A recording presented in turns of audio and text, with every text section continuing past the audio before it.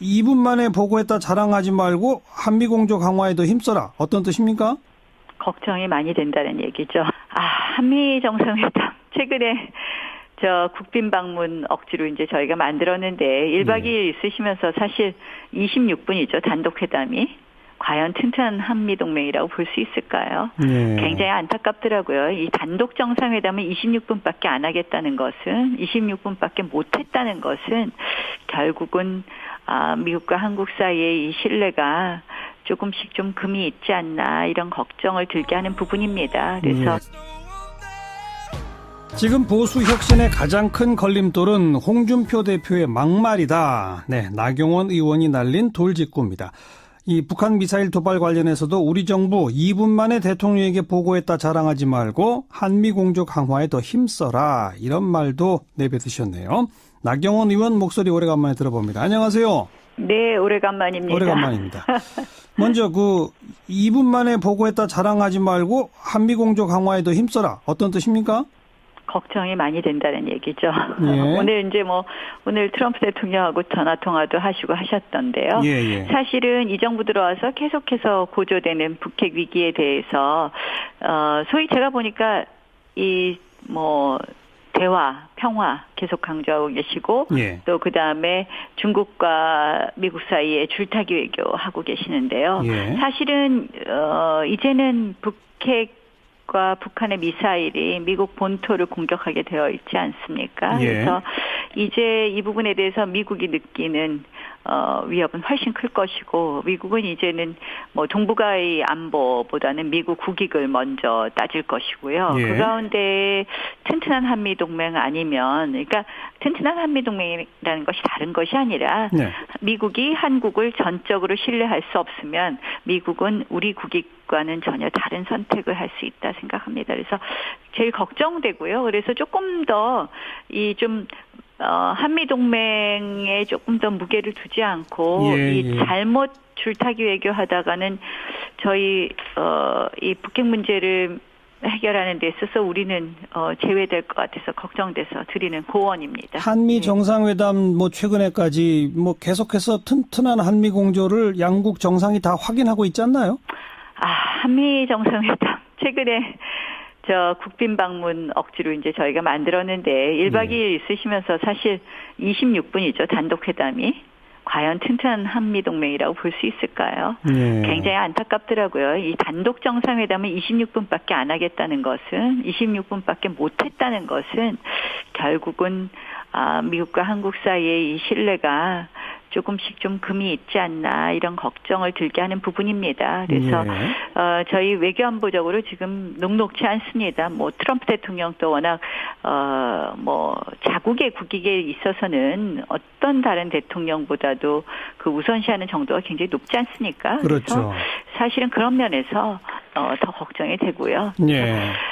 조금 이 남북관계는요, 우리 혼자 주도적으로 풀 수 없습니다. 결국은 주변 국가 이 이해를 일치해가는 노력, 그리고 그 기반은 역시 한미동맹이라는 말을 다시 한번 강조하고 싶습니다. 중국의 역할도 매우 중요한데, 그럼 중국에 대해서는 우리가 어떤 입장을 취하는 게 맞을까요? 중국 사실은 이제 중국을 같은 입장으로 끌기 위해서도 한미동맹이 중요한데, 사실은 이제 사드 부분에 대해서 지금 결국 중국과 지금 3불1한 결국 추가 사드 배치하지 않겠를 검토하지 않겠다부터 시작해서 이 3불1한을 내놓으셨는데 사실은 중국은 사드 어떻게든지 철수시키겠다는 입장이거든요. 제가 이제 11월 초에 중국 방문했는데요.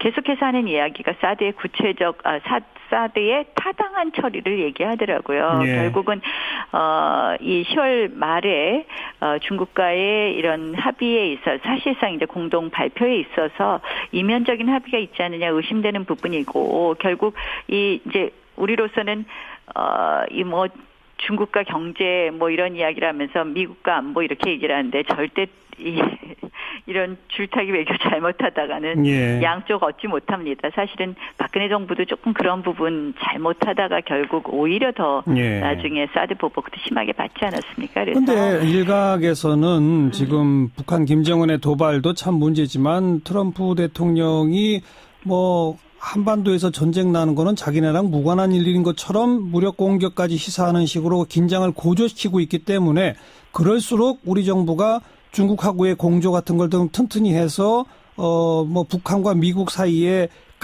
초강경 일변도로 치닫는 것의 분위기를 좀 바꿔야 한다는 목소리도 있지 않나요?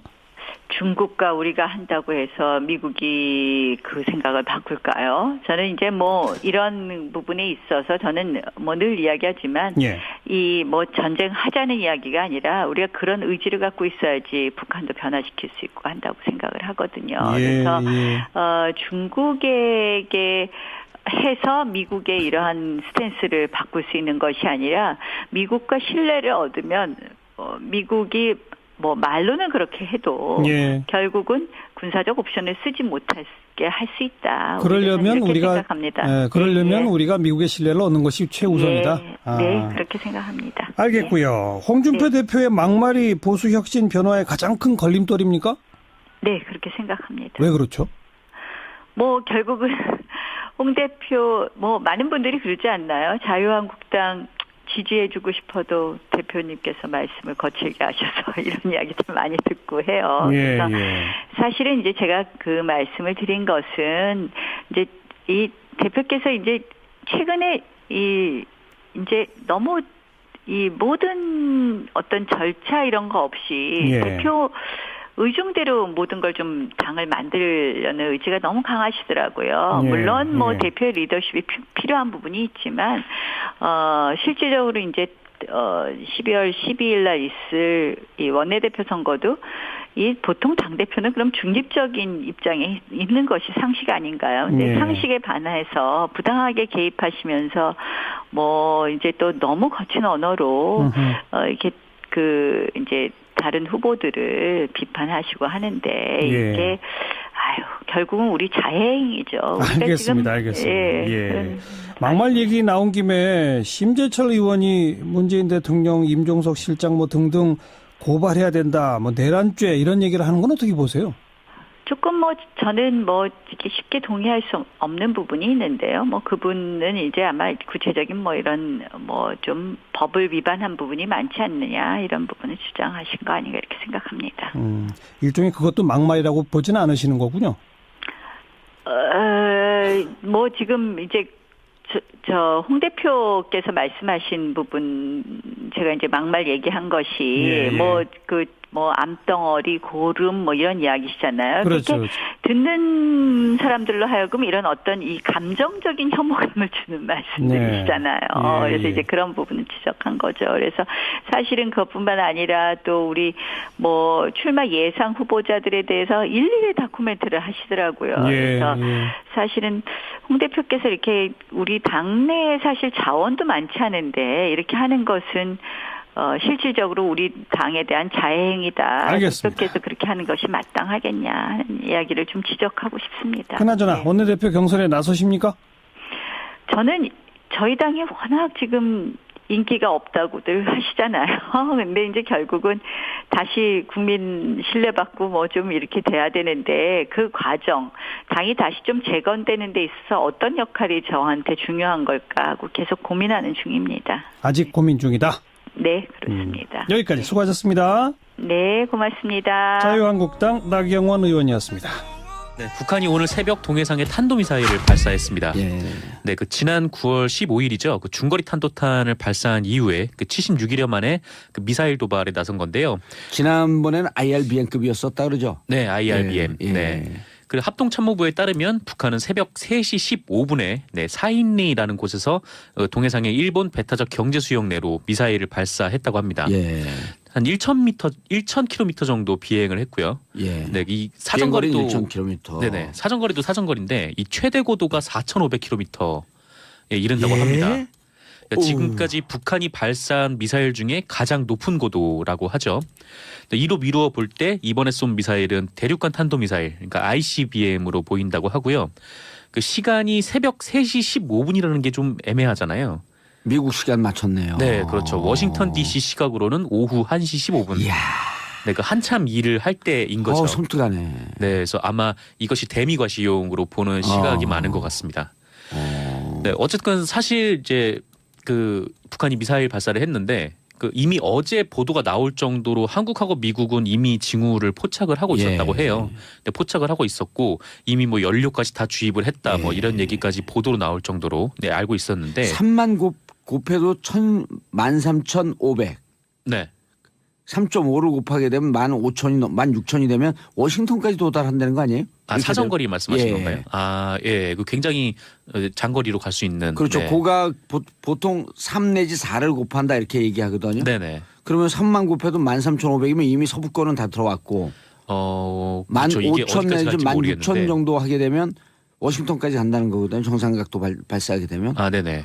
섬뜩하네요. 네, 굉장히 뭐 이게 뭐 대기로 올라갔다가 그다음에 다시 그 재진입을 하는 게 어려운 기술이라고 하는데 재진입 기술. 이게 성공한 건지 아닌지는 아직 뭐 판단이 안 된 것 같습니다. 네. 지난번에도 재진입 기술이 그때는 실패했다라고 실패로 추정한다 그랬죠. 네, 실패로 추정했다라고 이제 규정을 내렸던 것 같은데 마지막 탄착점에서 세 개로 나눠지는 것 때문에 네네. 그때는 실패한 것으로 그렇게 봤었죠. 네, 그래서 근데 이번에는 뭐 성공을 한 것으로 볼 수 있는 건지 지금 뭐 한미가 지금 분석 중이라고 하니까요. 그렇죠. 네, 곧 결과가 나올 것 같습니다. 인공위성 사진이 나와야지 이제 판단이 가능한. 네네. 일본 열도를 건너뛰진 않았네요. 네, 건너뛰진 않고 그래서 일본 열도도 건너뛰지 않으면서 그 시간도 딱 미국 시간에 맞춘 걸로 봐서 어느 정도 그냥 우리 또 이런 기술을 보유하고 있다라는 그런 위협 정도 그 정도만 준 걸로 판단이 되는 것 같습니다. 4,500km면 지난번에가 3,800km까지인가 올라갔었거든요. 네, 한 그때보다 700km 더 높이 올라간 거죠. 섬뜩해요. 네, 어쨌건 뭐 많이들 불안해하실 것 같은데 일단 문재인 대통령은 북한 미사일 발사와 관련해서 그 2분 만에 보고를 받았다고 하고요. 이에 국가안전보장회의 전체 회의를 긴급 소집해서 6시부터 시작을 했는데 이 자리에서 이제 문 대통령은 그 북한의 행위를 규탄하며 제재 압박이라는 원칙을 재확인한 다음에 그 우리 정부가 이미 파악을 했고 대비 태세도 준비해 두었다라고 얘기를 하면서요. 그 지나치게 불안해하지 마시라 이렇게 당부를 하기도 했습니다. 네, 근데 뭐. 불안감을 느낄 수 있는데 뭐 이전 정부와는 좀 다르죠. 그러니까 불안감을 느끼지 마라. 우린 대비가 돼 있다. 뭐 안보 장사할 생각 없다. 네, 그런 셈이죠. 네. 안보 마케팅할 생각도 없다. 네, 이전 정부에서는 이런 북한이 미사일을 발사를 했을 경우에 언론에서도 굉장히 자극적인 내용으로 대서특필이 됐었고. 일단 NSC 회의 소집을 안 했잖아요. 그렇죠. 뭐 대통령이 어디 있는지 모르는 경우도 많았으니까요. 안보실장 자전거 타고 다니고, 김장수 안보실장 자전거 타고 대통령 찾으러 다니고, 대통령 머리카락 보일라 꼭꼭 숨어버리고. 네, 그리고 뭐 보고 시간도 뭐 나중에 다 이렇게 세월호도 조작을 하지 않았었습니까? 그렇죠. 그것도 이제 알 수 없는 일이었는데 어쨌건 지금 북한의 미사일 소식이었습니다. 알겠습니다.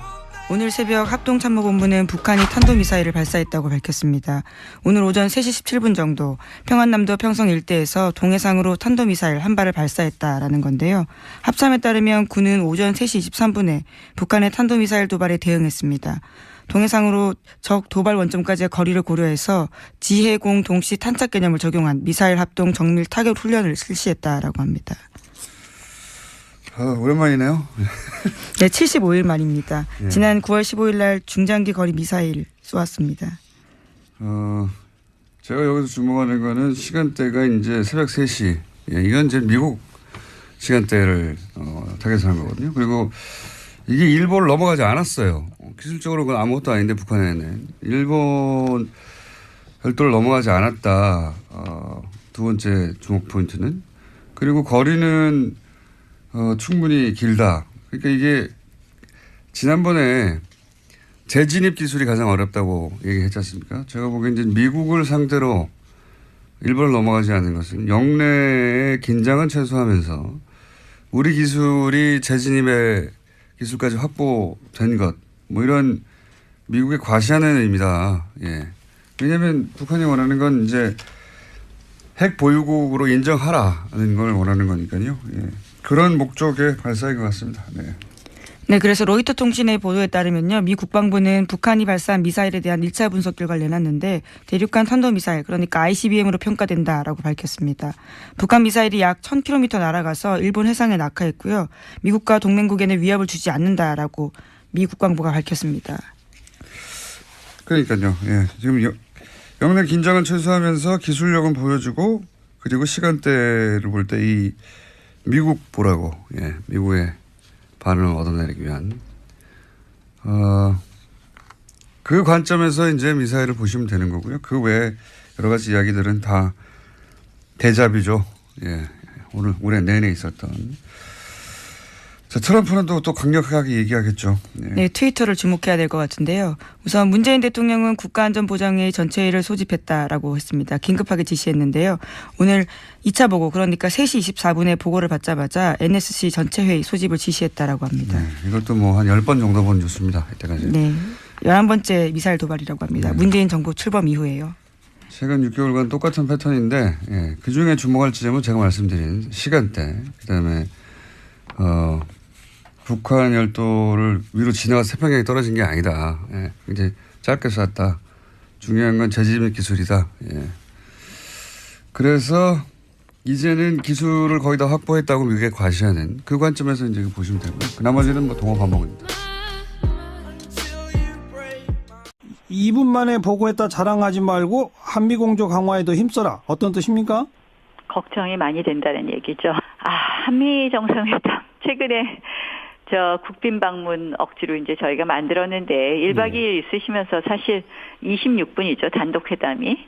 과연 튼튼한 한미 동맹이라고 볼 수 있을까요? 굉장히 안타깝더라고요. 이 단독 정상회담을 26분밖에 안 하겠다는 것은 26분밖에 못했다는 것은 결국은 미국과 한국 사이의 이 신뢰가 조금씩 좀 금이 있지 않나 이런 걱정을 들게 하는 부분입니다. 그래서 지금 보수 혁신의 가장 큰 걸림돌은 홍준표 대표의 막말이다. 네, 나경원 의원이 날린 돌직구입니다. 이 북한 미사일 도발 관련해서도 우리 정부 2분 만에 대통령에게 보고했다 자랑하지 말고 한미 공조 강화에 더 힘써라. 이런 말도 내뱉으셨네요. 나경원 의원 목소리 오래간만에 들어봅니다. 안녕하세요. 네, 오래간만입니다. 오래간만입니다. 먼저 있어서는 어떤 다른 대통령보다도 그 우선시하는 정도가 굉장히 높지 않습니까? 그렇죠. 그래서 사실은 그런 면에서 더 걱정이 되고요. 예.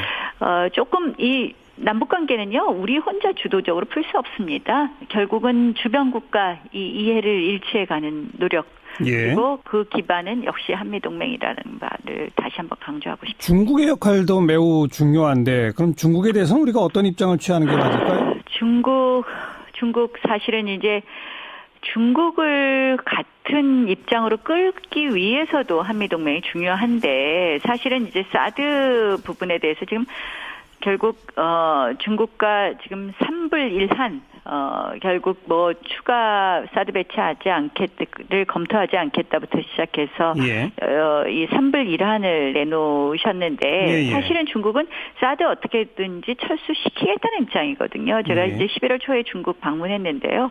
계속해서 하는 이야기가 사드의 사드의 타당한 처리를 얘기하더라고요. 결국은 이 10월 말에 중국과의 이런 합의에 있어 사실상 이제 공동 발표에 있어서 이면적인 합의가 있지 않느냐 의심되는 부분이고 결국 이 이제 우리로서는 이 뭐 중국과 경제 뭐 이런 이야기를 하면서 미국과 안보 이렇게 얘기를 하는데 절대 이런 줄타기 외교 잘못하다가는 양쪽 얻지 못합니다. 사실은 박근혜 정부도 조금 그런 부분 잘못하다가 결국 오히려 더 나중에 사드 보복도 심하게 받지 않았습니까? 그런데 일각에서는 지금 북한 김정은의 도발도 참 문제지만 트럼프 대통령이 뭐 한반도에서 전쟁 나는 거는 자기네랑 무관한 일인 것처럼 무력 공격까지 시사하는 식으로 긴장을 고조시키고 있기 때문에 그럴수록 우리 정부가 중국하고의 공조 같은 걸 좀 튼튼히 해서 뭐 북한과 미국 사이에